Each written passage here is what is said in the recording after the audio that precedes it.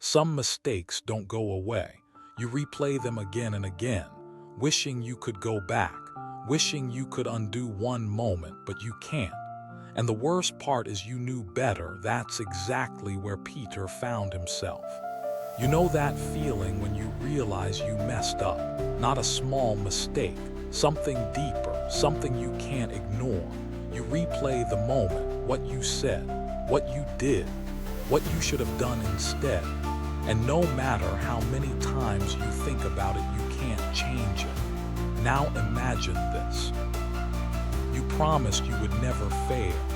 You were sure of it. You said it out loud in front of everyone, even in front of God.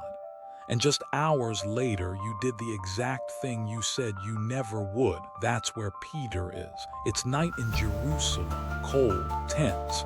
The air feels heavy. Jesus has been taken, arrested, dragged away like a criminal. The disciples have scattered. Fear has taken over, and Peter follows at a distance, not close enough to be seen, not far enough to walk away.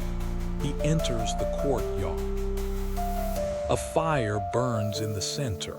People gather around it, talking, watching, waiting. Peter sits among them, trying to blend in, trying to act normal. But inside, nothing is normal. His heart is racing. His thoughts are loud. He remembers what Jesus said, "Before the rooster crows, you will deny me 3 times." Peter didn't believe it. He was sure he was stronger than that, but now he's here, and fear feels real. A servant girl looks at him, her eyes narrow slightly. She studies his face. "You were with him," she says. The words hit like a shock.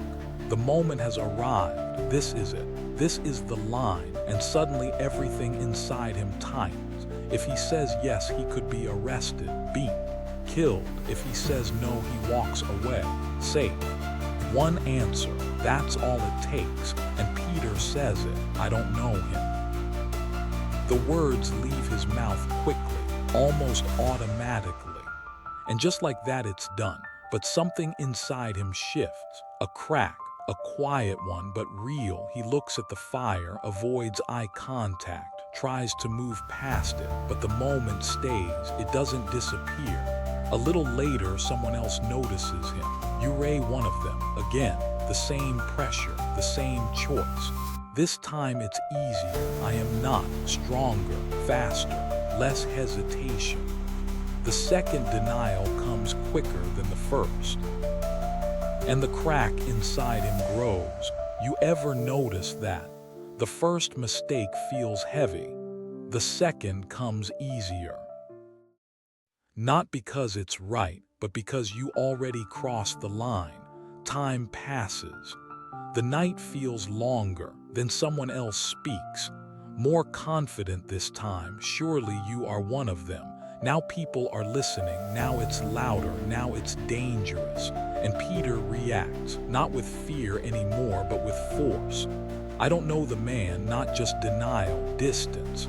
He separates himself completely. And in that moment it happens. The rooster crows. The sound cuts through the night. Sharp.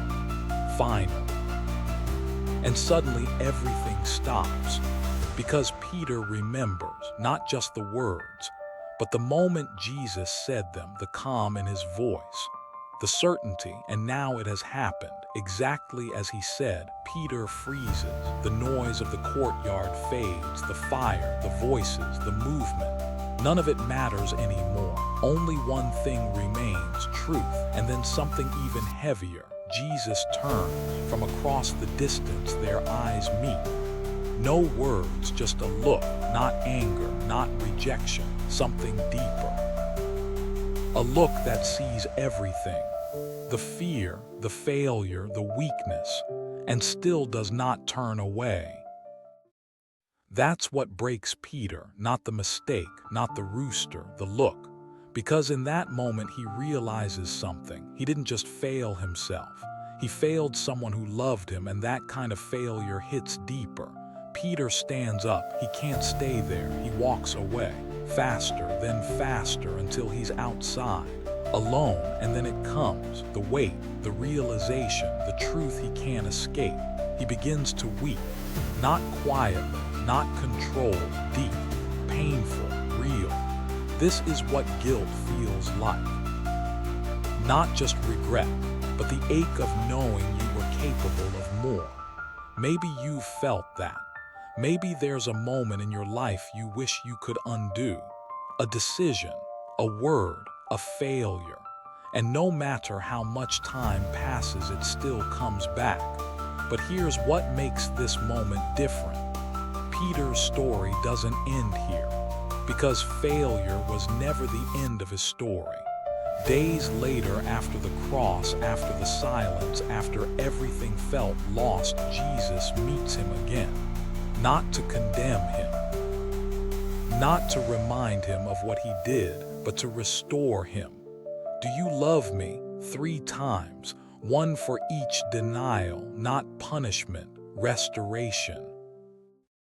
That's who Jesus is. He doesn't ignore failure, but he doesn't let it define you. Peter denied him, but he was not rejected, and maybe that's what you need to hear. Your worst moment is not your final identity. What you did matters, but it's not the end, because grace exists exactly for moments like this.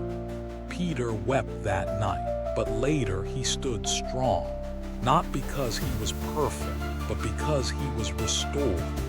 And maybe your story is in that same place right now, not finished, just waiting for restoration.